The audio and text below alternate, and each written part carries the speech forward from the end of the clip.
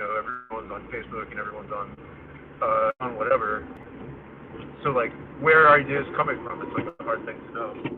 Um, when it comes, when it comes to the vaccine, I believe a lot of information is coming from the social media. Yeah, When yeah, it comes to the vaccine of it being good, it being bad, right, I know firsthand because I've seen many videos. I saw some videos that'll make you want to go and get the vaccine right, because a person laid out a good explanation. yep, But then you'll turn around and look at another video right, that'll turn you back the other way. right. So, And you in know, that medium, there's no way to tell which is authoritative or not, right? Like they're both presented the same exact way. the same exact way. Yeah. I believe that the non-vaccine, the unvaccinated are winning the argument because On social media. yeah, Yeah. because that's where everybody's at. I mean, if you're going to get anything through people, it's got to be through social media. Yeah. It's no more passing out flyers. It's no more Right. just not just word of mouth, but people are doing podcasts and stuff like that to spread Yeah. the news or the awareness about certain things. And to me, because of the science, like the government is not winning no kind of way. Right. When it came out with the Johnson and Johnson, that one had to be recalled. Yep. That put a bad taste in people's mouth. Yep. The fact that the vaccine, it keeps you when you get the vaccine, it keeps you from being sick and hospitalized and dying, but you still can contract it and pass it on to the unvaccinated who can die. Right. So it's kind of like, all right, so why am I getting again? I get it, I'm saving my life, but I'm still not saving other people's lives. Right. And And if I'm a young person and I've got a good immune system, then why does it matter? right, so then you got those people like, well, Yeah. I'm good. I mean, I don't care. I'm good. I'm young. My immune system's good. Yeah. You got the people that don't care. Right. Yeah, so the people who just don't care, in a sense, aren't interesting. They're just bad people, right? Like it's the people who misunderstand like the way a vaccine is efficacious in a community or something like that. Like that's the interesting set of people because those are the set of people who are going to be swayable one way or another by like things presented as arguments or presented as that's really interesting. Definitely. And so getting people involved is more important than I'd rather get a involved no than to get a don't care no. Right. Or even like a dismissive yes. Dismissive right? no. Like because all that does is fuel the no, right? Because they're like the yes argument isn't any better than the no argument. Absolutely. Yeah, that's a good point. Absolutely. So, especially like religiously, people feel like that's the mark of the beast. Right. So they're just totally like, there's no persuading them. I mean, to persuade them, you probably have to change their whole religion. So that's going to be pretty difficult to do. But these folks will still get like a polio vaccine, right, or a measles vaccine, won't they? Yep, and the regular flu vaccine too. Yeah, see, that's what's baffling to me. Like, why? But this is why this is why it's important to do the kind of thing you're doing to help us understand this, right?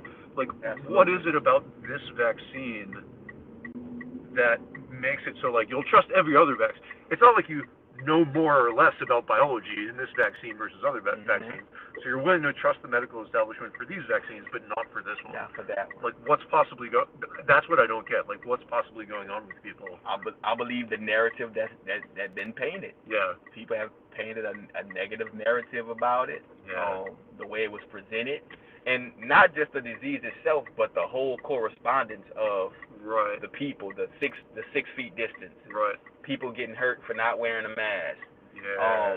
I believe just like the external things that have happened surrounding this vaccination has rubbed people a certain way, other than the smallpox, the other things that have transpired. And so even with right now with the unvaccinated and vaccinated, Biden came on with his broadcast. He spoke a lot about the unvaccinated. And if I was a vaccinated person, I put myself in their shoes, I was pretty upset with the unvaccinated by the time he finished talking. Yeah. And so what that creates is a hate and love relationship towards people to where the vaccinated will be blaming the unvaccinated. And so now we have a war. Yep. Yeah, it's a conflict now rather than a discussion. Yeah. You know, and since it's not FDA approved, that means they can't really mandate it worldwide or in certain, from what I understand. Wait, is that the case? Because I thought it had like a provisional approval. It does. Oh, well, maybe so. I'm not sure. I might be. I don't remember the details either. So. Okay. I hope so. Well, no, I know for a fact that it went through like an expedited set of trials where the idea was to get through the trials as quickly as possible, and that was one thing that people were worried about, right? So like we haven't seen what effect it has on people 6-8 months down the line. Absolutely. But now we are at that point, right? Right. And like there's no evidence of any like long-term negative health effects from the vaccine that I know about. So far, one person, a girl died. Oh, really? Yeah. I'm not sure how the story goes. I'm not sure how it went, but you know, people are going to take that and run with it. Right. One person died of the vaccine, and they're going to run with it. And this is the power of narrative, right? Because you present that narrative, and all it takes is one case. It doesn't matter if like thousands and thousands of people have been saved by the vaccine, right? You don't hear about that. You just hear this one story. Yep. Yeah. Yep. That's kind of how it is. I mean, that's kind of how it is in everything, actually, now that you put it that way. I think people are really bad at like thinking in like statistical ways, right? Like this thing I'm doing makes a small difference, and in the aggregate, a lot of people doing it makes a big difference. That's good. Absolutely. If everybody felt like that, then it becomes a big problem. Right. So actually, that nothing's too small. Right. Because your voice counts. Your perception counts. And people are used to acting in a way where you immediately see the outcome of your action, but like that's not how these things work, right? Like these things, the outcome is only an aggregate outcome from a ton of different people deciding to like each contribute in a small way to a certain thing. I mean, it's democratic in a way, right? Absolutely. Like, it requires everyone like pulling in a similar direction. And for whatever reason, we're okay with that idea with elections, or at least we used to be. Yeah. And now it's, but when you transpose it into this like more biological context, for whatever reason, people just don't trust those mechanisms as much. Right. And a lot of people are not even going. I mean, you're going to have 40% that's not even going to go and do research. They just going to strictly go off of what everybody else is saying. Yep. I believe that's one of the biggest problems, because if you have more people actually involved and actually paying attention to detail and make their decision, then it might go a lot smoother. Not saying that it'll fix everything, but I believe it'll go a lot smoother. Yeah. Even with the narrative religiously, people are believing for it to be the mark of the beast, or this is it. Some people are going off of that narrative without all the information that surrounds the mark of the beast. Like they really don't even know. Oh, they don't even understand. Like they don't understand the religious aspect. Right. Don't even understand. They just grew up on it like that, and they're just going off of that. So they're sensitive to this label. Someone applies this label to this thing, and that's all. That's all. That's all. Yeah, that's all they need. That's it. And they're just gonna go with the majority. Or the majority within their little world. Yeah, right? Yeah, and that's what's happening. I mean, that's what's happening in politics these days. It's what's happening now with these like public health issues, and it really is to some degree like social media that has enabled that, because you now can like filter out. I mean, indeed, like Google and Facebook will do it for you, right? They filter out the perspective you don't like and dish up the one that you do like, and it just gets continually reinforced. Absolutely. Yeah. Absolutely. Well, more power to you, man. I think it's a cool thing that you're doing. You'll have to tell me where to find the podcast so I can listen to it. Absolutely, I got you, man. I just thank for you shedding that, shedding your perspective on it, that situation. Yeah, it's fascinating. It's like,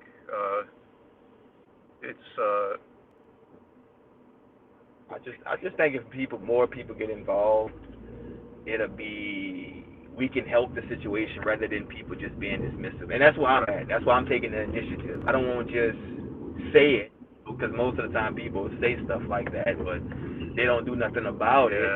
And so I just felt like if I'm a voice that people may respect or maybe they don't respect, I'm gonna still get it out there. Other people, somebody's gonna listen. If I can reach one person, help them to make a decision or whatever the case may be, that's what I'm doing. And I'm not totally convinced on the vaccine yet. Oh, interesting. Okay. I'm not coming from a biased perspective. I'm not. Gotcha. I don't have the vaccine, and I'm trying to get Yeah. I'm in the middle of decision myself. Gotcha. Because, like I said, it's affecting our kids, and so now, and you see what I'm doing.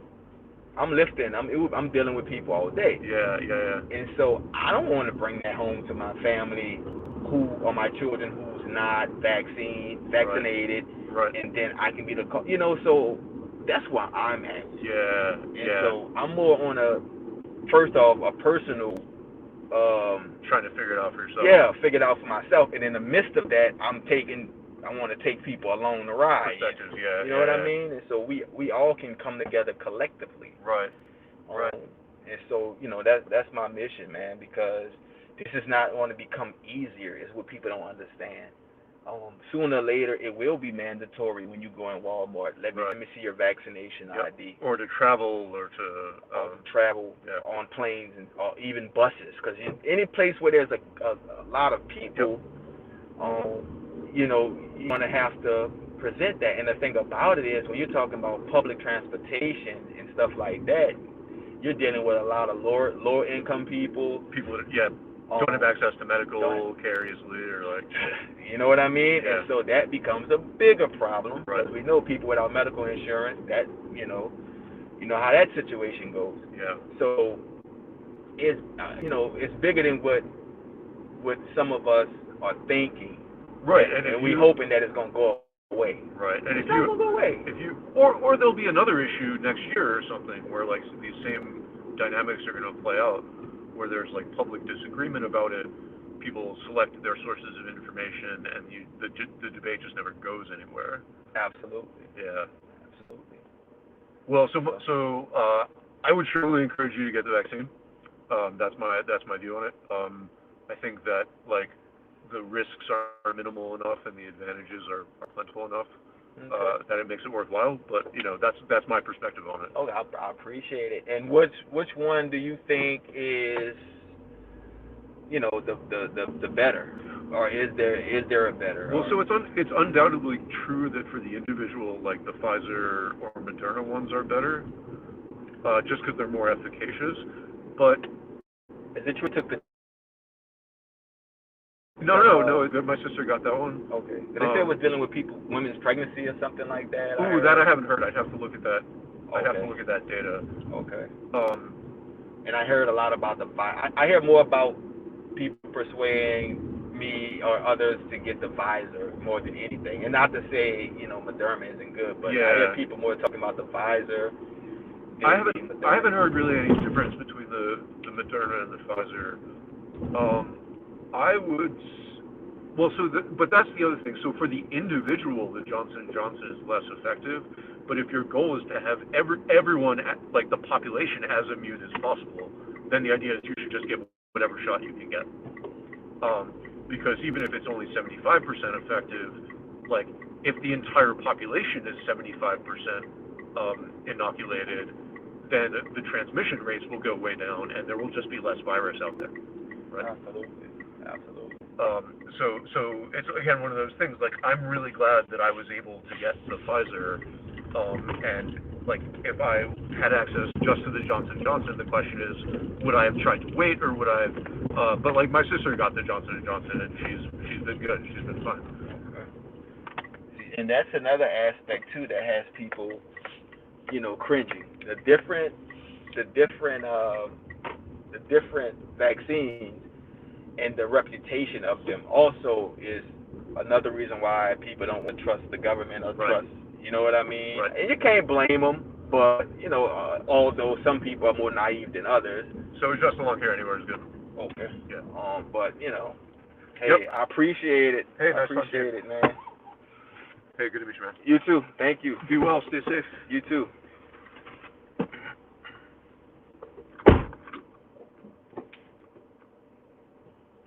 Let me close out this. Right.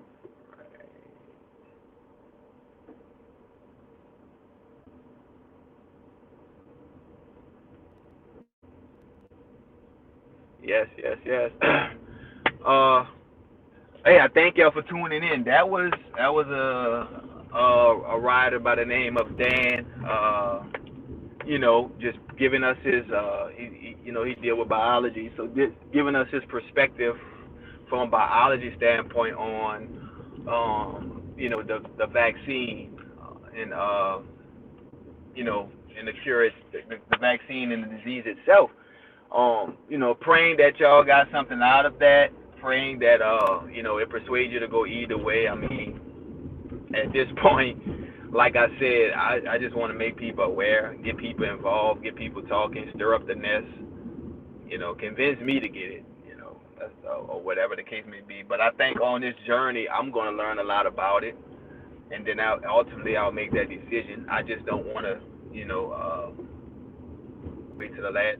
Or if I don't get it, it is what it is after I finish my research. But yeah. So thank you for tuning in to CTV, Cross Training Village, and this is End Time Prophet End Time Prophet podcast. Prophet's Perception Podcast. I'm sorry, still getting used to that name.